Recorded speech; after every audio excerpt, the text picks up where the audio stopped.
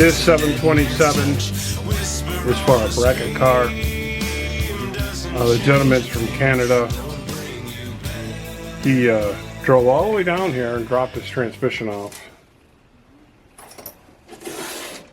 And he really wanted me to do it because on Black Friday, he bought our trans brake valve body. This is number 756. And I built it right after Thanksgiving, the Black Friday sale, and it's been sitting here waiting for him to get here. So I put it on hold. So he's going to be switching that. He's going to be switching to my trans brake valve body. And he originally ran this valve body. It looks somewhat similar to, matter of fact, I know who built this valve body.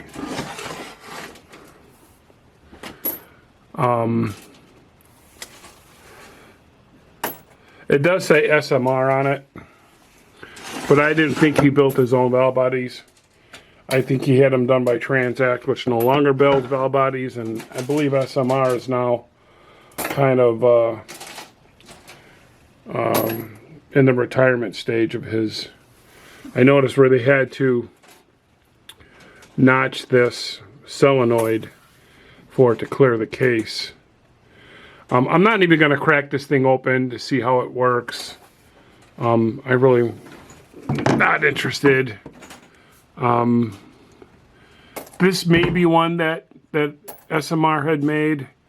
It does look a little bit different than the Transacts and the whatnot. The only difference, the big difference, is where the solenoid's mounted.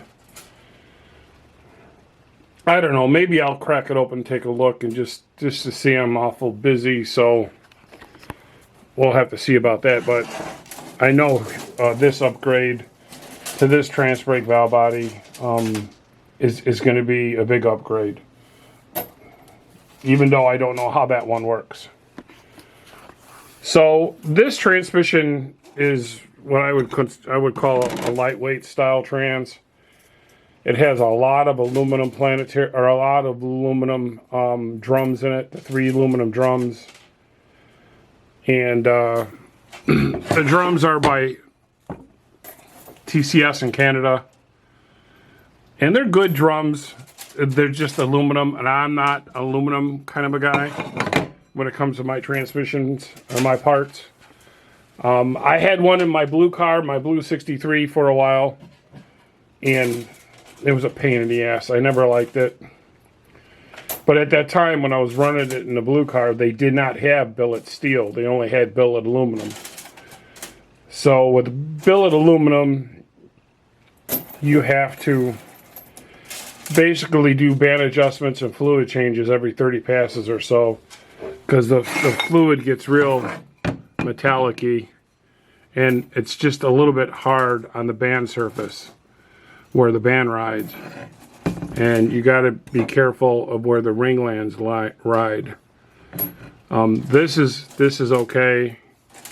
This I'm probably just going to polish on my lathe. I don't feel no big bumps in it, but you can tell that how it leaves a particular surface on there. The funny thing was, he had a solid band in here with a groove. I like running flex bands on aluminum drums just because the flex band will contour to the drum a lot better than a solid band would. I can tell these are relined because you can see the chipping of the material. This is common with certain. You can see the low reverse band. The low reverse band was really bad. It's chipping. This is common with the red lining. I switched to another band company, and they won't. They don't like doing bands in red. Matter of fact, I don't think they will do bands in red. I do my low reverse bands in black carbon and my front bands in high energy. And since I've switched to them, I have not had bands peeling like this. And both of these bands are relined in red, and both of them are starting to chip and peel on there. So we're going to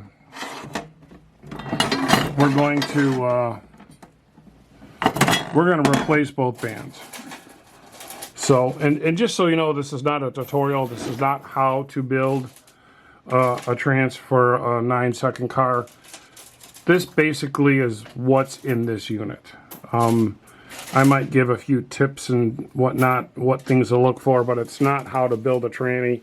It's just what that was in this trans, what I'm going to add to the transmission to make it better for the gentleman.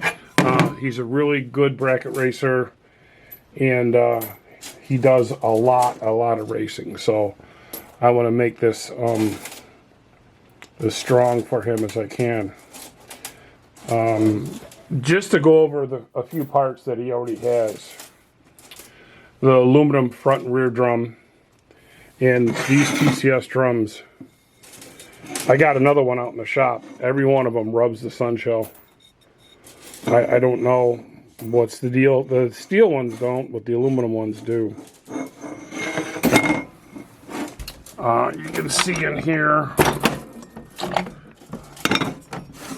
where it has rubbed on the outside that way, not down, and it's pretty much already clearanced itself, because when we dropped the pan, there was nothing in the pan, so it's basically already clearanced. You know, I might shave a little bit off of that. I have to see how it fits.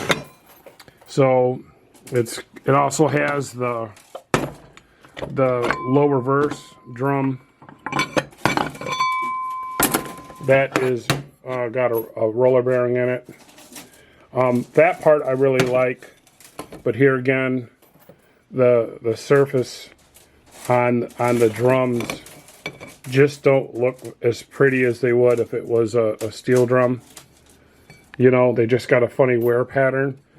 But you have to get used to that when you're running aluminum parts. I mean, it's super light, and it's just a give and take.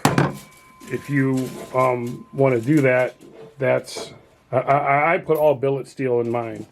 You know, yes, it's heavier, yes, it's slower, but it's stronger. And then once you put it in there, you don't have to mess with it. I don't have to mess nothing with these right now, but in due time, aluminum does wear out a little bit quicker than the steel does. Along with the low reverse drum, he has the big bearing rear support. I really like these. I sell these too. He's got, this is like a sportsman style Planetary. As you can see, it's aluminum, but it's got what's called a steel hat or a steel cap right on here.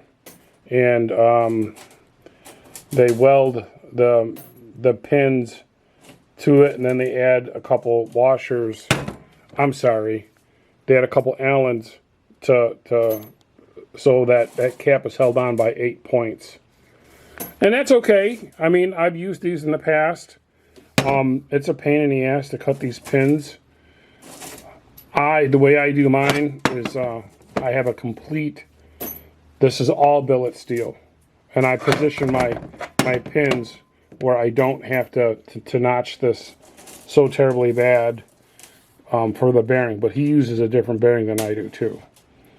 So he's got the front steel cap for pinion with bearing. Then he has the rear annulus has a bearing, and then it's reinforced welded on there. The rear annulus has been reinforced welded. That's really more of an issue on diesels than it is on gas race cars, but it certainly doesn't hurt. Then, to keep up with the lightweightness of it, he went with a 3-pinion rear instead of the 4 with bearings. There's nothing wrong with that. These 3 pinions take a lot of abuse.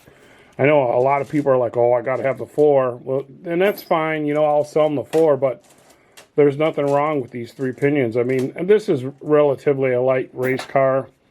I think it's 2,900 pounds. I'll double check and get back to you on that. But These things are in great shape, you know, and there's nothing wrong with 3-pinion.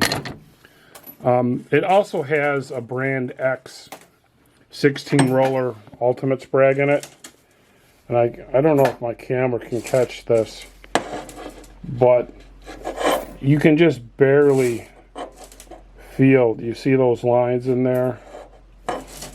You can barely feel where the rollers have been going on these tips. So this one is a machined one where they take a 727 and they machine the OD, and I do that too, but I also offer this in brand new. So I think just for caution, I mean, this is still passes as good, but it's got a funny wear pattern that I can just barely feel with my fingertip. You know, I'm sure it's good, but I'm going to replace this, and I'm also going to replace the spring and rollers, just to be safe. It has a set of stock pump gears in it, and they've done a really good job so far. But the weak point are these lugs. When you let off the throttle, or when you shut the car off and the motor kicks back the other way, these could break. So we're going to put a set of thick lug racing pump gears in there, or pump gear, it's just the inner gear. We're going to do that, and then we're going to put the bands and clutches in.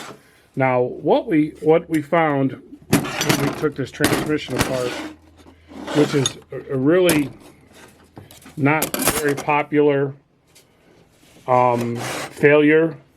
As you can see, the steels are for the forward clutch pack are really warped,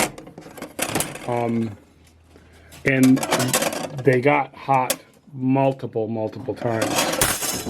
It left hot marks on the upper and lower pressure plate. It warped the steels really bad. There's only 3, and then there's 4 clutches.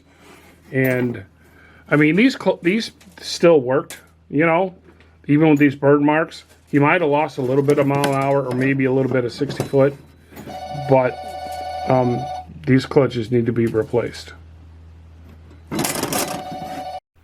And this is Super Dave. He's our valve body. Look at. Valve. After gold plate. Hey, who's the valve No. So I'm going to replace these red clutches with GPZs. I'm going to go ahead and do the build on this real quick. Here again, it's not a how-to. I'm going to do a build, and before I assemble it, I'm going to come back with the camera and show you a few things and talk about the car a little bit. So,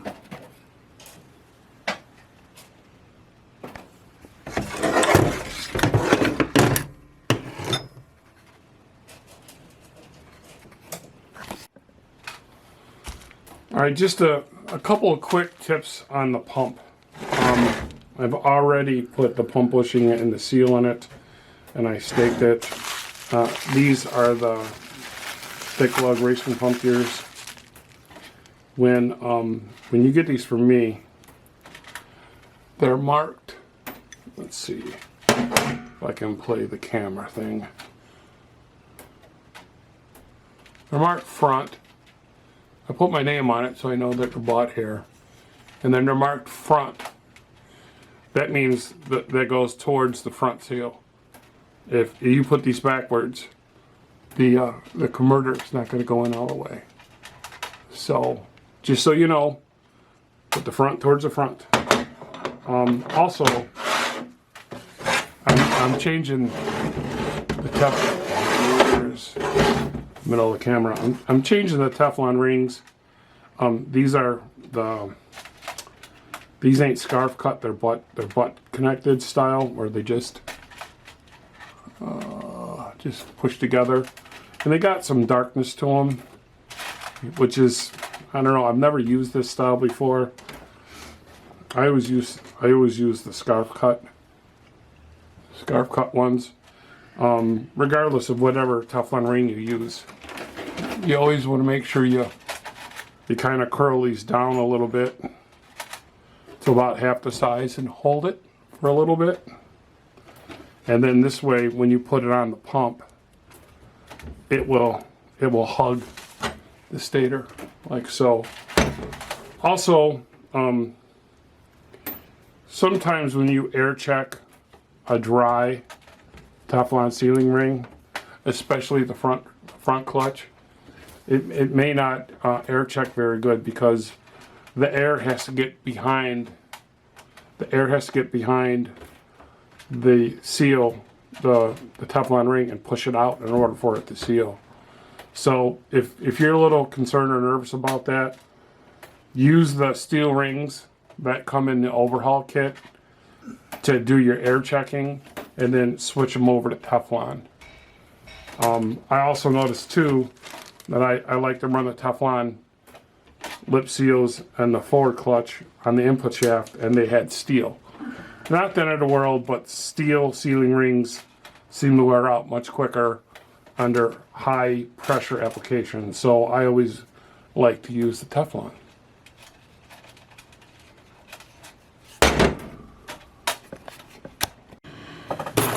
Alright, I was going to put this transmission together, but I ran into a little bit of a snag. But before I tell you the snag and show you what I found, for everybody watching this video, I'm really not back at building transmissions again for the general public. I take care of a few customers who've been longtime customers of mine that if they want a transmission, I will take care of them. But I'm not taking on no more new builds. I'm just understaffed, and it's been like that for a while, and so I just don't want to give anybody that false sense of, oh, I'm going to call John for a trans. I'm just not taking any new jobs. That being said, let me show you what I found. Well, I was doing the transmission for this video in the build room. You probably heard me say that I wasn't one for aluminum as far as billet drums are concerned. And actually, while I was in there taping that, my teardown guy was tearing down a local transmission, and this transmission just stopped moving. It locked up. He could feel it going to gear, but it wouldn't move. And he brought a yoke. He slipped it in the output, or the output shaft, and it would not spin. So I'm like, okay, probably something to do with either the sprag failure or the low reverse drum. Well, we come to find out, I come to find out that this also was an aluminum transmission for the rear drum. And I'm going to try, now that the sun's out, I'm going to try to get really close with this so you can see this. This was rubbing so bad it locked up the transmissions, and what happened was, if you look at those teeth, the drum, the drum that the input shaft and hub that go through the drum and come down has got teeth on it with little marks, and it stops on here. And what happened is it broached its way through the aluminum drum, where the steel just kept on digging. So instead of the drum being on the shaft like this, when we took it apart, it was like this. That's why this is lopsided, and how this is this was rubbing. So I've seen this before, and There is somewhat of a fix for that. If these teeth in here are exactly the same teeth as the clutches, and so what you can do is you can take a clutch and take a whizzer gun and take all the material off it on both sides, and then trim it to fit inside this groove right here. And oh, there you go. There's the sunlight. It'll fit right in that groove. It probably a good hour and a half of massaging to do that. And that does help. I don't know if that's a permanent fix, but for me, like I said earlier in this video, I'm not one for aluminum parts. I want to put rock solid billet space shuttle style. It is not ever going to break transmission parts into my transmissions. I've ran one of these with the little spacer that I made. I don't understand why that someone else don't make that spacer. I don't know, why don't you make it, John? Because I'm trying to cut back on some of the things that I got. I got enough on my plate. So that being said, I stopped on that build. I stopped on that build because I wanted to put a billet drum in here. I talked to my customer. He's like, if there's anything you think it's going to need that's going to make the transmission better, last longer, just do it. Well, I haven't told him. I mean, this is not out of his transmission, the one we're doing here. It's out of another customer's transmission. So I went in the parts room to pull out a billet steel drum for the rear, and I didn't have any. I sold them all at the Black Friday sale. So I have another batch coming, but they're not going to be here in time for me to finish this video. So, but here again, this video wasn't intended to be a how-to video. It was what is going to go into a transmission for a 9-second bracket car. And well, one of the other parts is I want to replace this aluminum drum with a steel drum. It's a little bit heavier, but it's a lot stronger. It's a give and take, you know. Since it's a bracket car, he's got shoe polish. He can go in there and change his dial in. I would think it's only going to be a couple hundredths, if depending on how consistent the car is. So I can't actually finish it in time to post my one video a week. So maybe and there's really no need to do a part 2, because it's here again, it's not a how-to. I'm just showing you, hey, this is what we're putting in here. So what I'm going to show you now is the customer from Canada sent me, and my battery in my thing just died. And my I don't even know what you call this stupid thing. What do they call this thing that balances the camera for you? Whoa. So now what I'm going to do, I'm going to show you a couple pictures of the car, and then we'll wrap this video up.